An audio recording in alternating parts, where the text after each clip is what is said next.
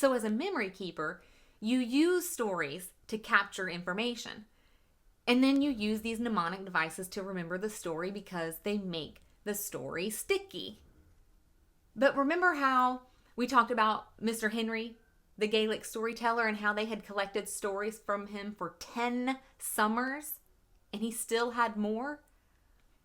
How do you remember so many different stories and songs? Well, our ancestors came up with tons of clever ways.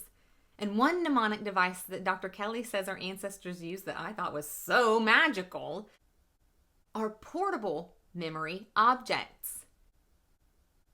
And they're used by people all over the world. They have different names, but they all work the same. They're memory boards, still used today, like the Chiringa, used by the Aboriginal Australian peoples, or the Lukasa, used by the African Luba people in the Democratic Republic of the Congo. And they're things like specialty pottery and chalk drums. And they might be decorated with zigzag patterns or shells or carved with designs. And the way they work is that you associate a song or part of your song to each of the shells or your squiggles. And then each hole or curve or shell on your little memory board follows a sequence. And that means you know where the story starts and you know where it goes. And then every groove, every symbol, everything on your little memory gizmo means something because it's encoded with information. And these items, they're small, they're easy to hold, they're physical, they're sensory. And so if you're a memory keeper, as you sing your stories, you tap the design, you trace the grooves, you tickle the wavy bits. And in that way, the color, the size, the shape, the sensation, even the movement of your fingers, that muscle memory, it's all working together to help you remember the story and sing it in the precise way it was handed down to you. So I was thinking, I was like, do I have something that's like a portable memory device where I can try this out to see if it works? And I'm like, yeah, right there. It's been there the whole time.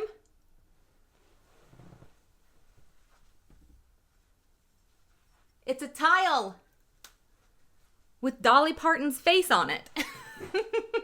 It was a gift from my old roommate, Bill. And he sent it to me because he knows I love Dolly so much. And the funny thing is that for whatever reason, I have such a hard time remembering the lyrics to Jolene. And so I was like, let me encode that song onto this little portable memory device because it's got grooves, it's got designs, it's got squiggles, it's got chevrons, it's got color, it's got a nice little shape. It's a great memory device. And so I encoded Jolene onto this tile. And I was like, your smile is like a breath of spring, your voice is soft like summer rain, and I cannot compete with you, Jolene. So yeah, I always get those lyrics mixed up. It works. So what you're doing is you're aiding your memory by physically touching your little memory gizmo. But eventually, you get so familiar with it that you can just imagine it and touch it with your mind. Because now it's all recorded right here in your memory. Thanks, Bill, for the gift. Best roomie ever. Listen, my jaw is on the floor the entire time that Dr. Kelly's speaking because I immediately thought of tons of objects that work this way. But archaeologists don't really understand them. Like, yeah, this explains the knots on the quipu used by the Inca in South America. Which, by the way, I'm right about. because Dr. Kelly starts talking about the Kipu. And then, to me, this explains the symbols and the chords and the charms on the drums of the Sami people from northern Scandinavia. It explains prehistoric cave art all around the globe. So then I was like, wait a minute. This is why we can't decipher the Phaistos disc or Linear A or the Indus Valley script or the Rongo language. It's why we can't decipher any so-called proto-writing. Because it's not alphabetic. It's mnemonic. So I'm thinking of all these things that I recognize as portable memory objects. But until that moment, I've never seen them that way. Because listen, okay?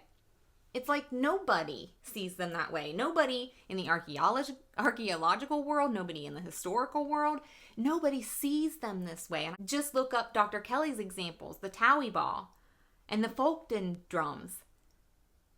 And they don't know what they are. So Dr. Kelly said that when she showed the Towie balls to her Australian Aboriginal teachers, they go, no, their taringa is a sphere. But Dr. Kelly is the one making the connection between all these different memory devices and bringing this to our attention.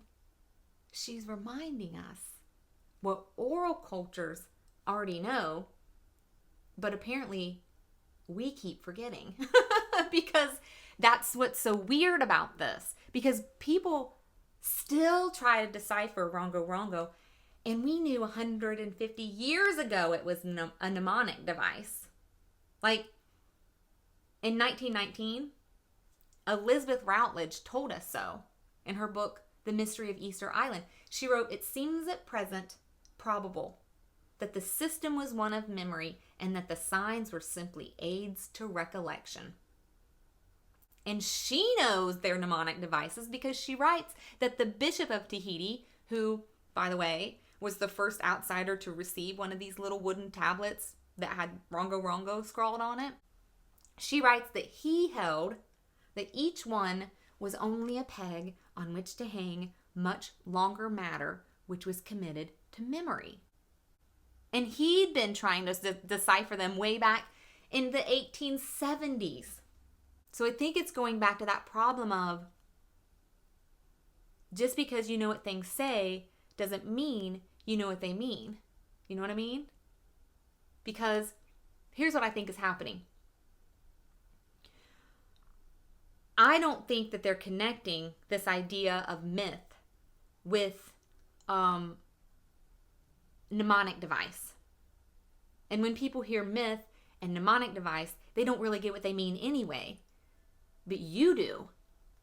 Because you have the backstory. And you know the oral cultures encoded information into songs and myths. Now you know that they remembered all that mythology by associating it with the symbols and the shells and the lines on their portable memory objects.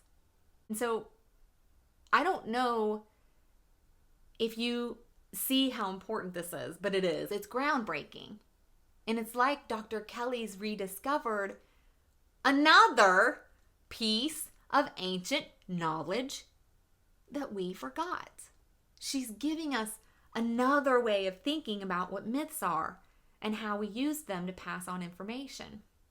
But you know what's really crazy?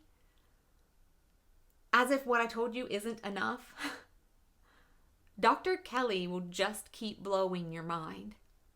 Because oral cultures don't just use portable devices to remember. No.